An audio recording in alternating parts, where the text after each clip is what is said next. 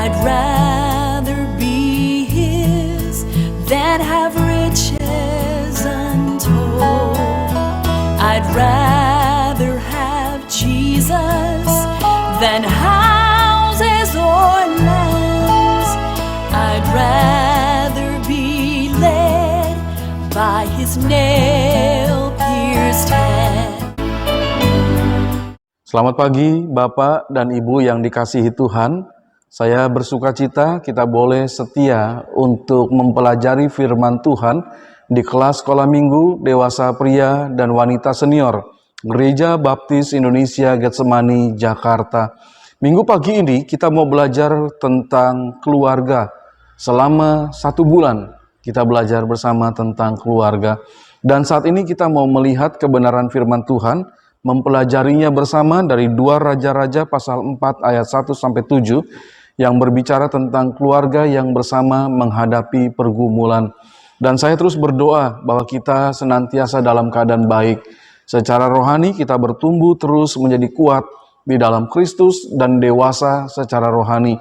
Alkitab kita baca setiap hari dan saat teduh bersama dengan Tuhan di dalam doa kita lakukan hari lepas hari. Saya juga berdoa supaya kita senantiasa dalam keadaan sehat secara jasmani. Di masa wabah penyakit saya terus mengingatkan, kenakanlah masker ketika kita keluar dari ruangan dan kita berdoa supaya orang sehat, kita juga sehat. Cucilah tangan dengan air yang mengalir dan sabun.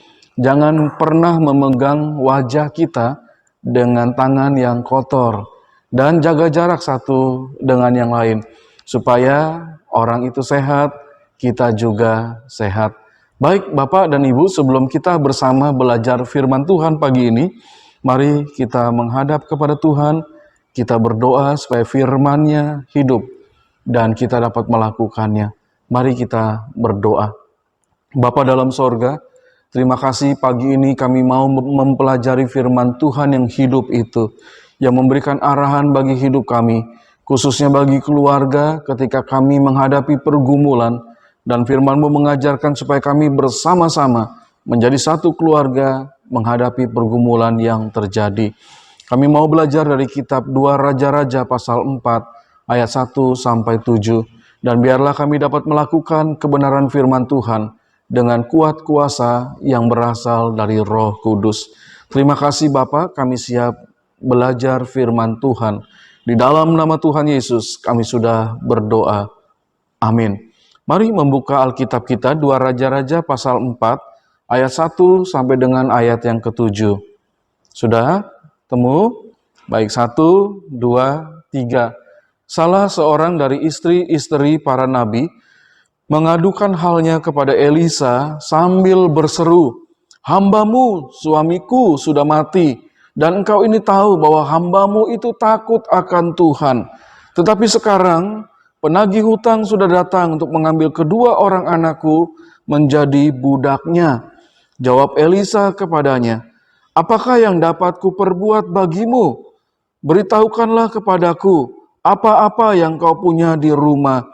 Berkatalah perempuan itu, "Hambamu ini tidak punya sesuatu apapun di rumah, kecuali sebuah buli-buri berisi minyak." Lalu berkatalah Elisa, "Pergilah, mintalah bejana-bejana dari luar, daripada segala tetanggamu, bejana-bejana kosong, tetapi jangan terlalu sedikit. Kemudian masuklah, tutuplah pintu sesudah engkau dan anak-anakmu masuk. Lalu tuanglah minyak itu ke dalam segala bejana. Mana yang penuh, angkatlah. Pergilah perempuan itu daripadanya. Ditutupnyalah pintu sesudah ia dan anak-anaknya masuk. Dan anak-anaknya mendekatkan bejana-bejana kepadanya, sedang ia terus menuang.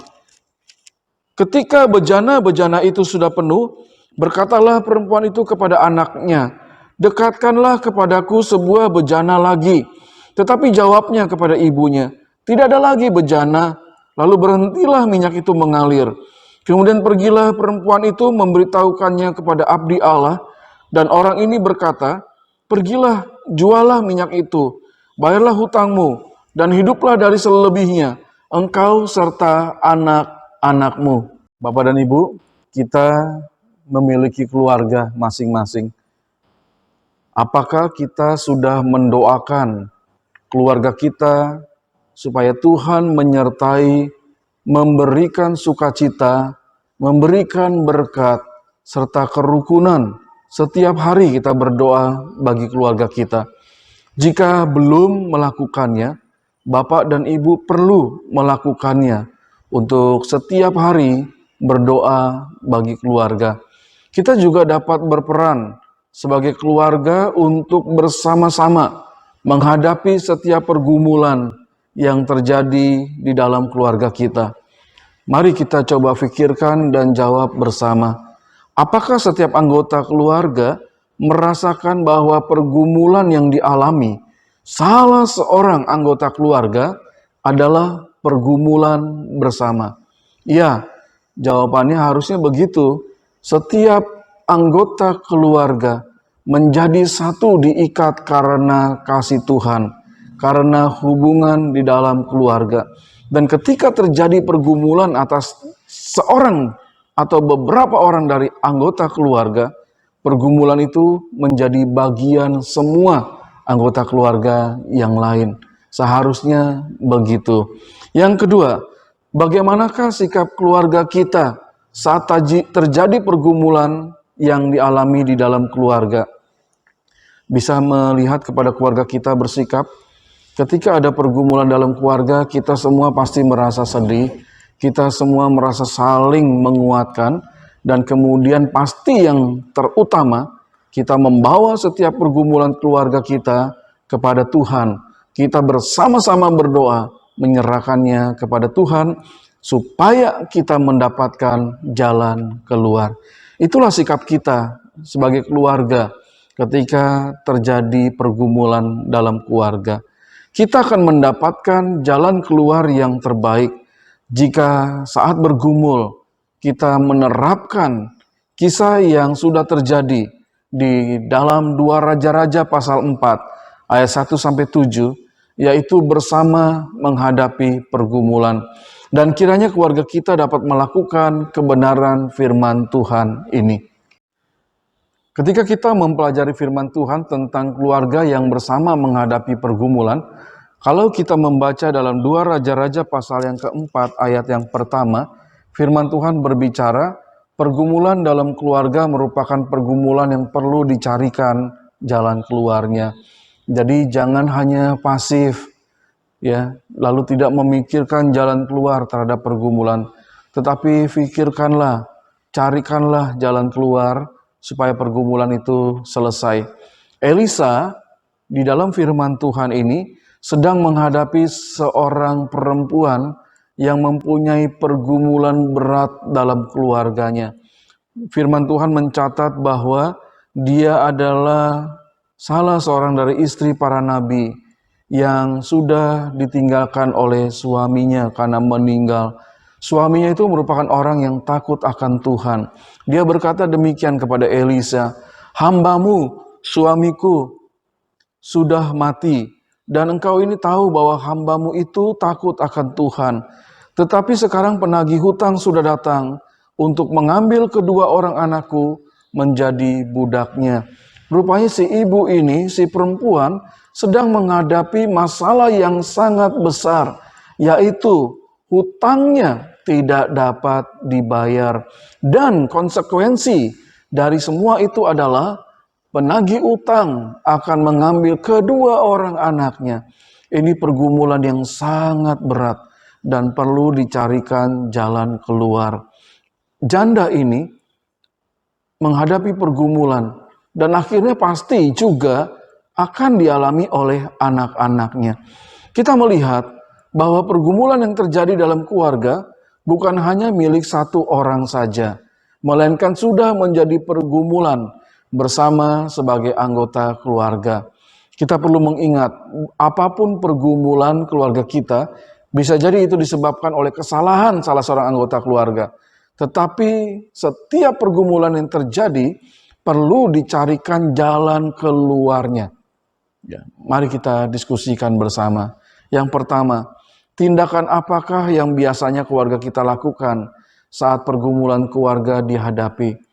Saya di dalam keluarga, ketika ada hal yang perlu diselesaikan, kami pasti akan berkumpul dan kemudian berdoa bersama-sama, menyelesaikan, menyerahkan persoalan itu dalam kuasa Tuhan.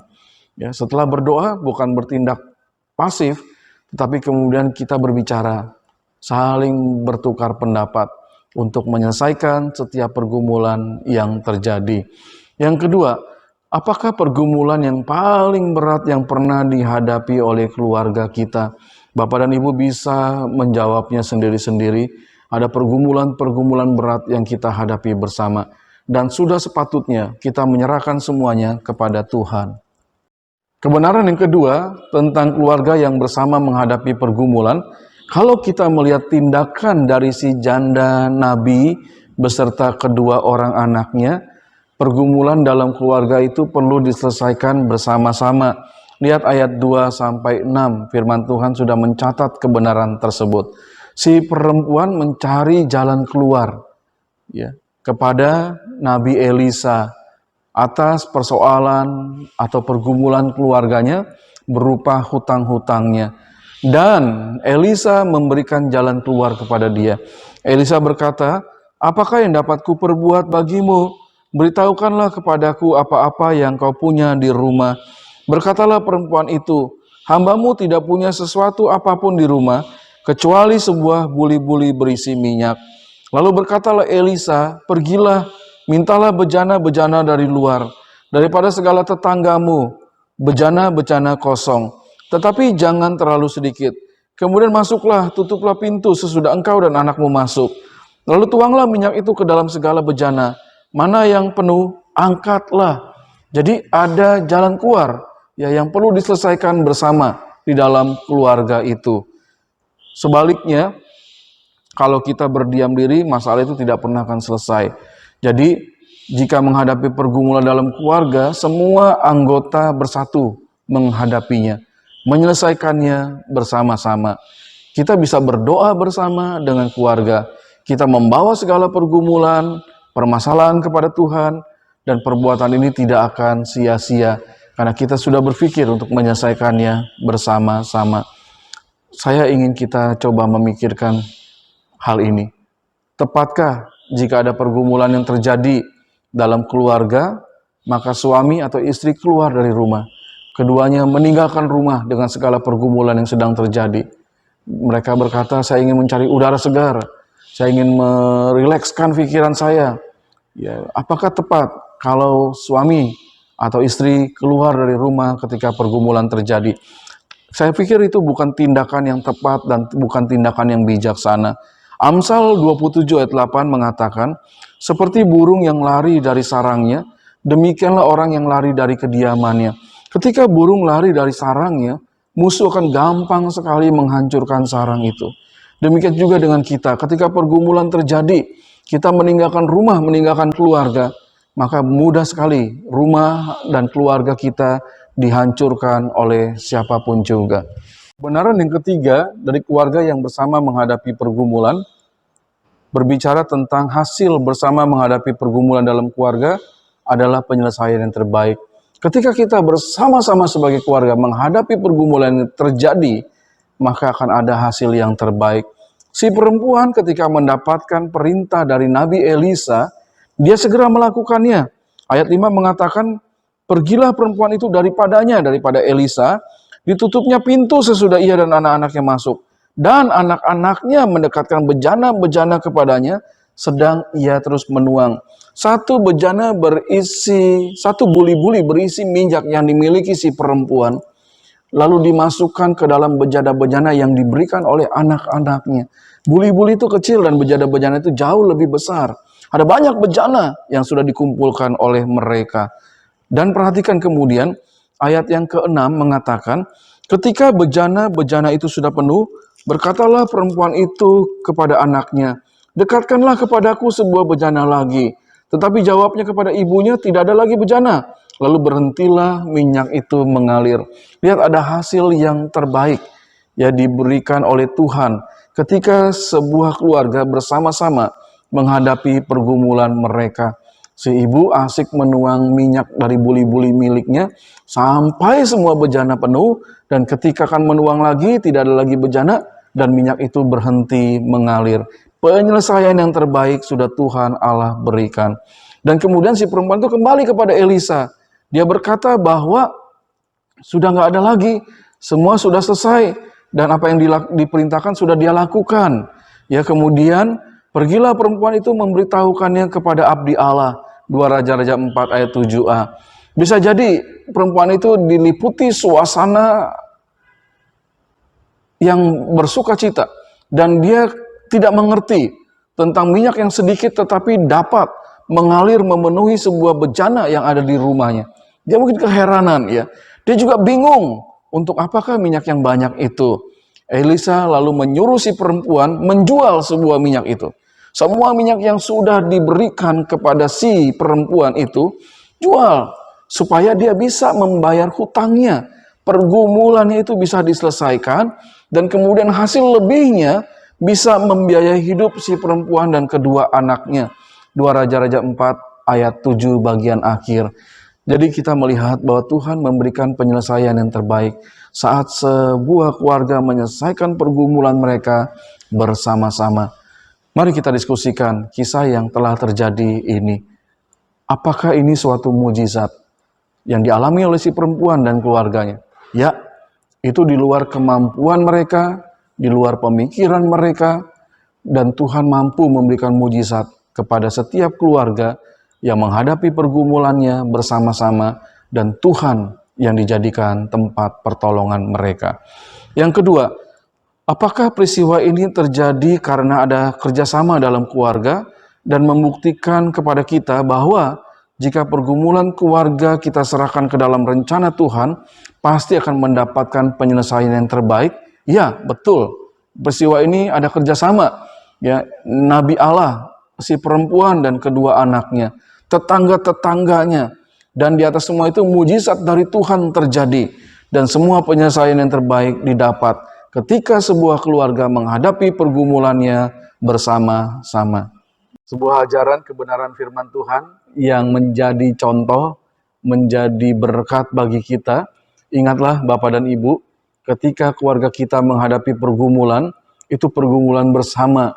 Jadi ajak semua anggota keluarga untuk berdoa kepada Tuhan, mencari penyelesaian yang terbaik, dan lihatlah hasil yang terbaik yang Tuhan berikan bagi kita.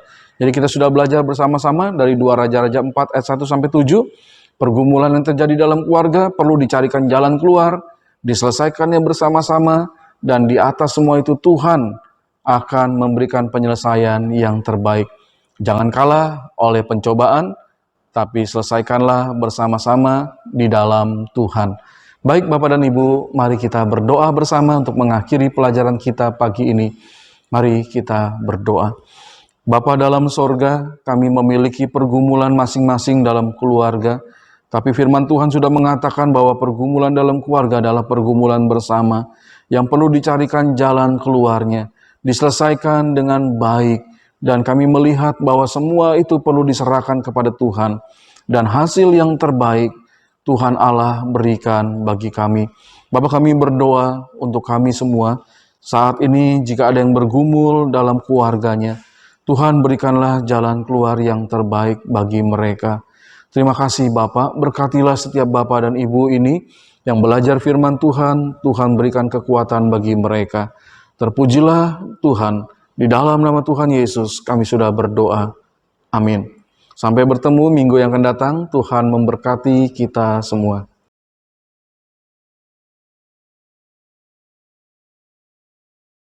Than to be the king of the vast domain, or be held in sin's dread sway. I'd rather have Jesus than anything this world affords today.